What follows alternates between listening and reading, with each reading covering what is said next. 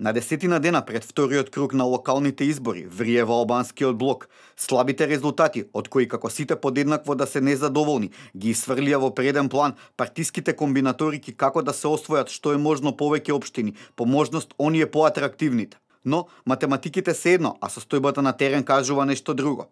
Трите главни играчи на политичката сцена, ДУИ, Алијансата за албанците и БЕСА, речиси никаде не се сигурни без гласовите од македонците. Промовирањето на коалицијата помеѓу Алијансата за албанците и БЕСА веројатно ќе значи тежок удар за ДУИ, посебно во Тетово и Чаир, општини каде партијата на Ахмети очекува да добие градоначалници.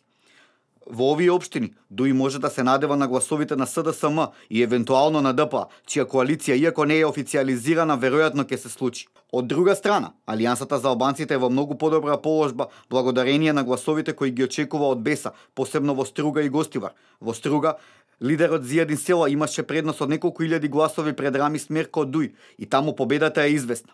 Во Гостивар пак силите се изедначени и таму одлучувачки ќе бидат гласовите на симпатизерите на ВМРО ДПМНЕ, за кои е нејасно дали воопшто ќе излезат на гласање и кому ќе го дадат својот глас. Дали резултатите од локалните избори ќе ја разнишаат владината коалиција, која и онака е на стаклени нозе, ќе биде познато по вториот круг на 29 октомври. За сега најгласна е за излегување од владата е Алијансата на албанците, но проценките се дека тоа може би значи за земање на подобра позиција и добивање на повеќе министри пред евентуалната реконструкција на владата која се најавува за периодот по изборите.